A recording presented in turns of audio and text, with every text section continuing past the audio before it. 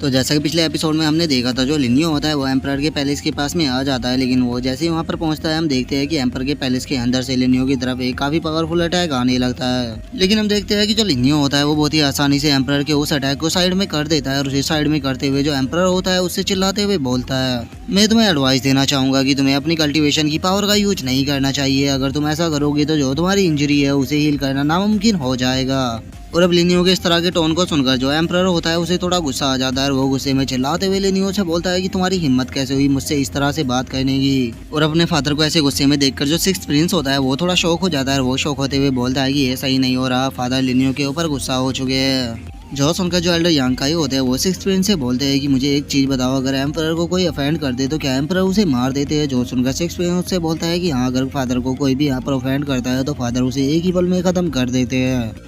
और six Prince के इतना बोलते के साथ ही हमारा जो व्यू होता है वो लिनियो के पास में आ जाता है। जो लिनियो होता है वो एम्परर के पास में आते हुए उसे बोलता है कि मुझे इस चीज़ से नफरत है अगर मुझे किसी के सामने अपने सर को उठाकर बात करना पड़े। और इससे अलग मैं तुम्हें एक एडवाइस और देना चाहूंगा कि तुम्हें इन अपने बेफालतू के टेस्टों को रोक देना चाहिए, क्योंकि मैं यहाँ पर तुम्हारी इंजरी को हील करने के लिए आया हूँ। तो तुम्हारे लिए सही यही रहेगा कि तुम मेरे साथ कोऑपरेट करो। और अब लिनियो की इस बात को सुनकर जो एम्परर होता है वो भी थोड़ा शांत हो जाता है और वो शांत होते हुए लिनियो से बोलता है कि अच्छा मुझे ये बताओ कि क्या तुम सच में मेरी इंजरी को हील कर सकते हो। जो सुनकर जो लिनियो होता है वो एम्परर के पास आते हुए उसे बोलता है कि मैं जानता हूँ कि टोंग ने तुम्हारे ऊपर ब्लड एनर्जी का यूज कर 100 साल पहले अटैक किया था। जो सुनकर जो एम्परर होते हैं वो लिनियो से बोलते हैं कि हाँ तुम सही कह रहे हो, मैं उस अटैक को डॉज करने में कामयाब तो हो गया था, लेकिन उस कारण मेरी जो कल्टीवेशन स्पिरिट थी वो उसमें घायल हो गई थी। और इतने सालों में मैंने उसे हील करने की बहुत कोशिश की, लेकिन मैं हर बार फेल हुआ और मैं उसे हील नहीं कर पाया। और एम्परर के इतना बोलते के साथ ही हम देखते हैं कि जो लिनियो होता है वो जस्ट एम्परर के सामने आ जाता है। वो एम्परर के सामने आते हुए उसे बोलता है कि वो तुम्हारी कल्टीवेशन को पूरी तरह से खत्म करना चाहता था, वो तो तुम लकी थे कि जो तुम वहाँ से बचकर निकल गए।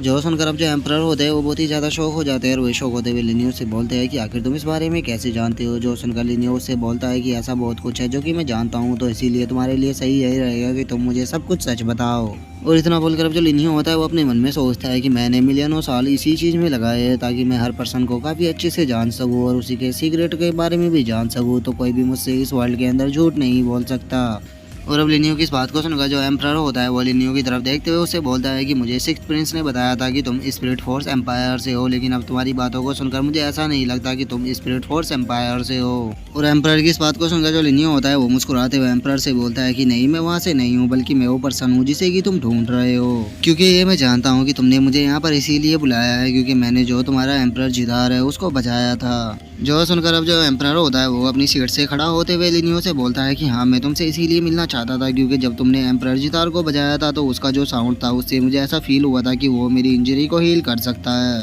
तो इसीलिए मैं आपसे अकेले भी मिलना चाहता था ताकि मैं आपसे पूछ सकूं कि मेरी इंजरी को हील करने के लिए आप मुझसे क्या लेना चाहोगे। और अब एम्परर की इस बात को सुनकर जो लिनियो होता है वो एम्परर की तरफ देखते हुए उससे बोलता है कि अभी की जो तुम्हारी हालत है उस हालत में तुम मुझे कुछ भी नहीं दे सकते, तो जब तुम्हारी इंजरी पूरी तरह से हील हो जाएगी तब तुम मेरे लिए कुछ करना। अभी के लिए तो बस मैं तुमसे इतना ही चाहता हूँ कि जब तुम रिकवर हो जाओ तो तुम सिक्स प्रिंस को सक्सेसफुली थ्रोन के लिए वारिस घोषित कर देना।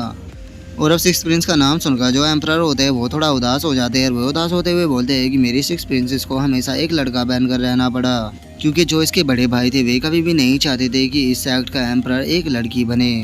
लेकिन अगर अब तुम इसी चीज़ को चाहते हो तो मैं इस चीज़ के लिए तैयार हूँ, मैं अपनी बेटी को नेक्स्ट एम्परर बनाने के लिए तैयार हूँ, लेकिन मैं ये जानना चाहता हूँ कि तुम कितने % श्योर हो कि तुम मुझे हील कर सकते हो। जो सुनकर अब जो लिनियो होता है वो वहाँ से जाने लगता है और वो वहाँ से जाते हुए एम्परर से बोलता है कि मैं 100% श्योर हूँ, लेकिन तुम्हें कुछ टाइम के लिए इंतजार करना होगा क्योंकि जो एम्परर जितार है उसे लेने के लिए मुझे वापस से जाना होगा।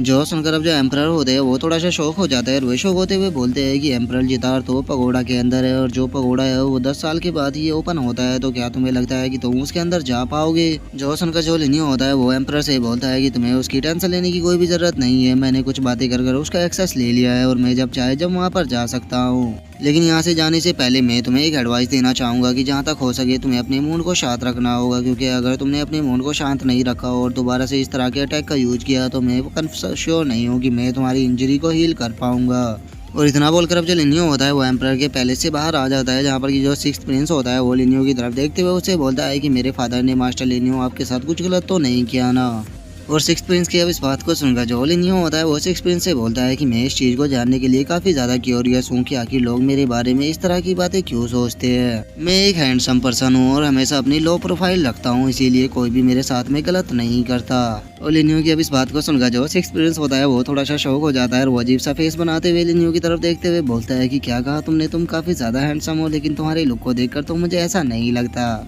और वहीं जो एल्डर यांग काई होते हैं वो भी अजीब सा फेस बनाते हुए लिनियो की तरफ देखते हुए बोलते हैं कि क्या कहा आपने, आप हमेशा लो प्रोफाइल रखते हो, लेकिन मुझे तो आपको देखकर कभी भी ऐसा नहीं लगा कि आप अपनी लो प्रोफाइल को रखते हो। और अब उसके इतना बोलते के साथ ही अब हम देखते हैं कि जो लिनियो होता है वो अपने पास से एक टेक्निक को निकालकर सिक्स प्रिंस को देते हुए उसे बोलता है कि ये म्यूजिकल नेशन का न्यू वर्जन है जिसे कि तुम अपने फादर को दे सकती हो, और इससे अलग तुम्हें मेरे लिए एक प्राइवेट रूम का इंतजाम करना होगा क्योंकि मैं जल्द से जल्द कल्टीवेशन करना चाहता हूँ और वहाँ पर मुझे कोई भी डिस्टर्ब ना करे। और अब उस टेक्निक को देखकर जो सिक्स प्रिंस होती है वो भी थोड़ा ब्लश करने लगती है और वो खुश होते हुए लिनियो से बोलती है कि मास्टर लिनियो आपका बहुत बहुत शुक्रिया जो कि आपने मुझे इस टेक्निक को दे दिया। और अब सिक्स प्रिंस को इस तरह से ब्लश करता हुआ देखकर जो एल्डर यांग काई होते हैं उनके दिमाग के अंदर अलग ही खिचड़ी पकने लगती है और वे अपने मन में सोचते हैं कि मास्टर लिनियो तो लड़कों के साथ में भी फ्लर्ट करने में काफी अच्छे है, लेकिन एक मिनट रुको, अब तो मास्टर लिनियो लड़कों को भी टारगेट कर रहे हैं, इसका मतलब कहीं इनका नेक्स्ट टारगेट मैं तो नहीं हूँ। और अब एल्डर यांग काई के ऐसे रिएक्शन को देखकर जो लिनियो होता है वो समझ जाता है कि जो एल्डर यांग काई है उनके दिमाग में क्या चल रहा है, और वो एल्डर यांग काई से बोलता है कि तुम्हें ज्यादा सोचने की कुछ भी जरूरत नहीं है, चलो हम यहाँ से चलते हैं। जो सुनकर जो एल्डर यांग काई होते हैं वो लिनियो से काफी ज्यादा डरने लगते हैं और वो डरते हुए बोलते हैं कि मास्टर लिनियो मुझे लगता है कि मैं एक मैन के साथ में रिलेशन को डेवलप करने के लिए अभी पूरी तरह से रेडी नहीं हूँ, तो इसीलिए आपको किसी और को ढूंढ लेना चाहिए।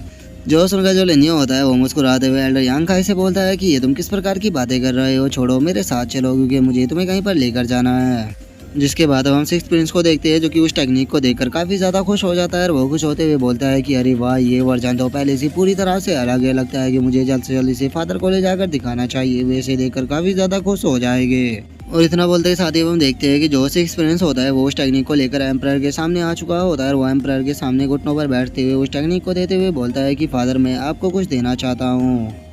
जो सुनकर अब जो एम्परर होते हैं वो उस टेक्निक को ले लेते हैं और वो जैसे ही उस टेक्निक को लेकर पढ़ते हैं वे काफ़ी ज़्यादा शौक हो जाते हैं और वे शौक होते हुए बोलते हैं कि ये सॉन्ग तो सच में बहुत ही ज़्यादा बेहतर है और ये मेरी जो इंजरी है उसे हील कर सकता है। सिक्स प्रिंसेस मुझे जल्दी से बताओ कि आखिर तुम्हें ये टेक्निक कहाँ से मिली है। जो सुनकर अब जो सिक्स प्रिंस होता है वो एम्परर से बोलता है कि फादर मुझे ये टेक्निक मास्टर लिनियो ने दी है। जो सुनकर अब जो एम्परर होते हैं वो काफ़ी ज़्यादा शौक हो जाते हैं और वो शौक होते हुए बोलते हैं कि मुझे यकीन नहीं होता कि लिनियो ने तुम्हें ऐसी टेक्निक को ऐसे ही दे दिया, लगता है कि लिनियो के साथ में तुम्हारे रिलेशन काफ़ी अच्छे हैं, इसीलिए मुझे जल्दी से बताओ कि आखिर मैं लिनियो को खुश करने के लिए क्या कर सकता हूँ। और इतना बोलकर जो एम्परर होता है वो अपने मन में सोचता है कि इसका मतलब लिनियो ने मेरी इंजरी के बारे में जो कुछ भी कहा था वो पूरी तरह से सच था और वो मेरी इंजरी को पूरी तरह से हील कर सकता है, तो इसीलिए मुझे कुछ भी कर लिनियो को खुश करना होगा। और अब एम्परर के इतना बोलते के साथ ही जो हमारा आज का एपिसोड है वो यहीं पे कंप्लीट हो जाता है। तो अब नेक्स्ट एपिसोड में देखेंगे क्या क्या होता है। अगर आप लोगों को वीडियो अच्छी लगी हो तो लाइक करना, चैनल को सब्सक्राइब करना। मैं मिलता हूँ आप लोगों से नेक्स्ट एपिसोड में, तब तक के लिए बाय बाय गाइस।